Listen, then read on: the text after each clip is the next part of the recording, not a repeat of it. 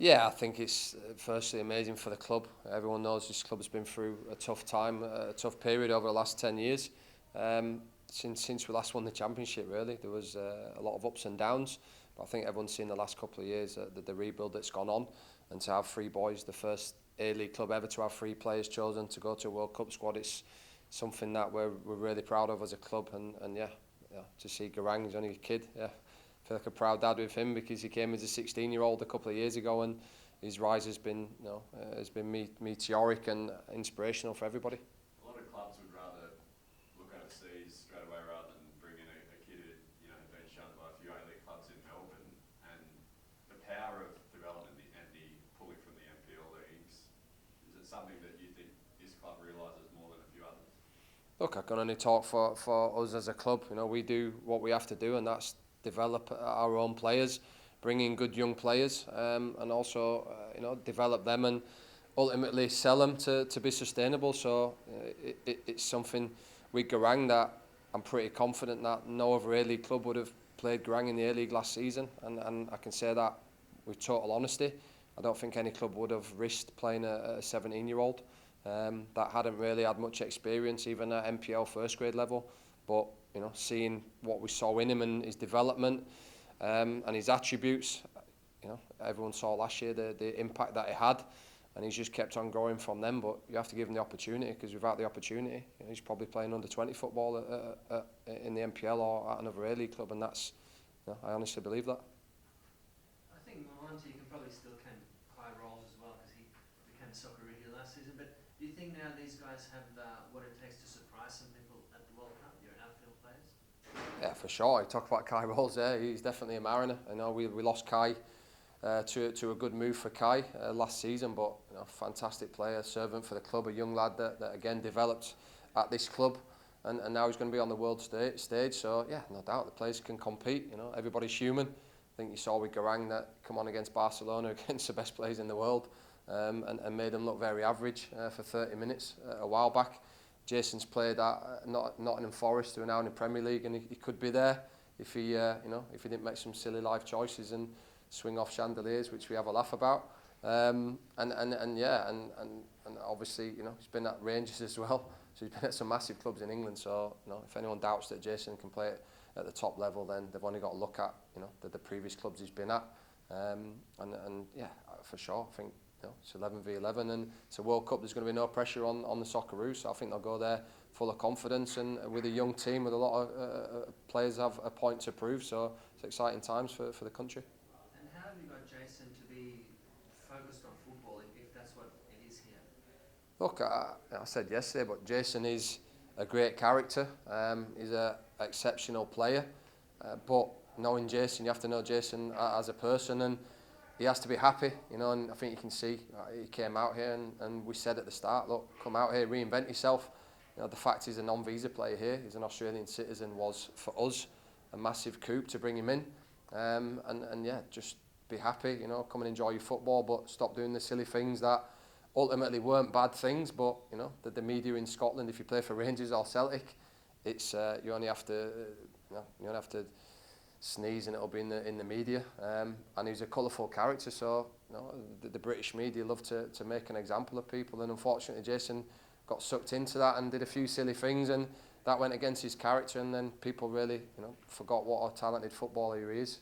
So I think for Australia to have a player like him at 27 going to a World Cup, he's got another 5, 6, 7 years left in him, and again, young players like Garang and some of the other good young players that Graham Arnold's chosen, I think the future's bright for the country. But yeah, Jason, number one, stop doing silly things, come out here, be a leader, enjoy your football, and let your football do the talking. I think he's done that. Do you think that some other of the young players in the side are looking at what Garang and Jason have done, and is that starting with a bit more drive? Yeah, definitely, and look, this club didn't have many players in any youth national team players, which I always find hard to understand. And I said that last year early in the media. I just said I think it's amazing how we have such a talented young team. We won everything in NPL, and we never had any young players in young national teams. Yet some of the bigger clubs tend to have massive percentage in there So for me, that was wrong, and I called that out last season. And I think the young boys playing in the first team here, you've seen how quickly they can develop if you give them the opportunity. And we've now got under 20 captain, under 17 captain national team, and numerous players in youth national teams. So I think that shift has definitely changed, and by them playing in the first team, I think that's the only way to accelerate the development. And Garang, yeah, it's an inspiration for not only every kid here, for every kid in Australia that's possibly playing NPL football with a dream of being a professional footballer. And you can see that, you know, in the right environment, given the right opportunities, you can really grow. And I think he's grown so quickly. And yeah, he's been inspirational for everyone, and it's probably the most exciting talent in Australian football at the minute. But he's humble, keeps his feet on the ground, so you know, I think everyone can see that even with the pressure on him and everyone talking about him, he's moved to Newcastle. Could have easily, you know, gone to his head and crumbled, but every time he came on, he's made an impact, and yeah, he's continued to grow, which is testament to him. We probably see his role at the Mariners. He comes on and does his job when he comes on the pitch. Can you see him fulfilling that role on the world stage at a World Cup against the best in the world? Yeah, definitely. I think with Garang, like I say, everyone's been sucked into this, so I should be starting, but at the end of the day, I'm the coach, I pick the team, and right now his impact off the bench has been amazing, his development. You know, he possibly would have been starting at the start of the season, but we lost him to the young Socceroos, a youth tournament which I disagreed with at the time. You know, I think playing against men is the best way to develop, and that's no disrespect to the country. There's a lot of good young players, but we lost him for a couple of weeks, probably 3 weeks in total by the time he got himself back in the state after jet lag and travelling overseas.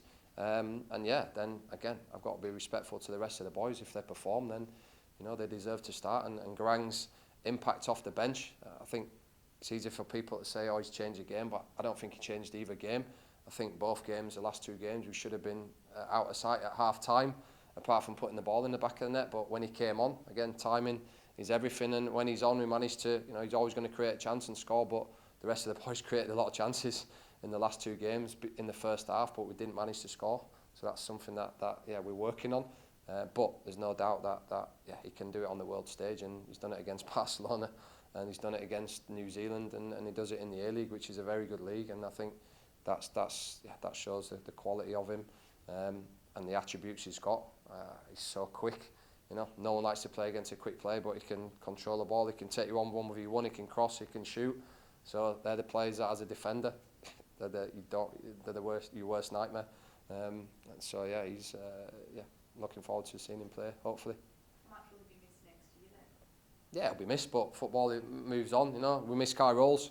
Everyone talks about Kai Rolls. We've got a new centre back pairing. We missed Mark Berighetti. Now Danny Vukovic is back. So yeah, of course we'll miss him, but he'll be etched in the history of the club.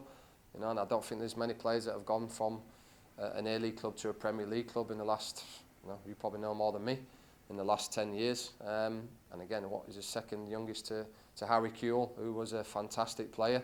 And I know Harry, I did my pro licence with him, played against him, unbelievable player. And, you know, you put in Garang in that same bracket. Now he's got to go on and do what Harry did, and that's become a Premier League player and really lift the profile of the country. And you know, he's definitely got the confidence to do that. But ultimately, what happens in the next couple of years is going to be down to him and the hard work and not falling down the trap that many do. And I think he's definitely got a good head on his shoulders to do that.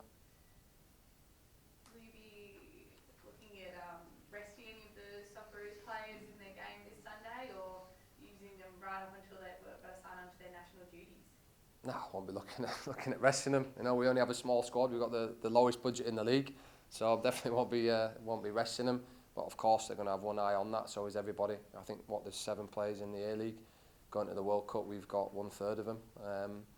Yeah, so again, for us, it's you know, amazing. But yeah, the energy yesterday, you know, the boys were absolutely buzzing. You know, so they'll be definitely full of energy. But what they can't be is complacent this weekend. We've got 3 points to get this weekend, and it's a strange thing that we're going to have a mid-season break all over the world.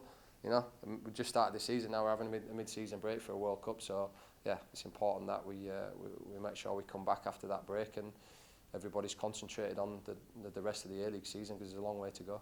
What challenge does that mid-season break pose? Yeah, it poses a challenge of what do you do. You know, is it time to have a rest? Do you train harder? Do you have games?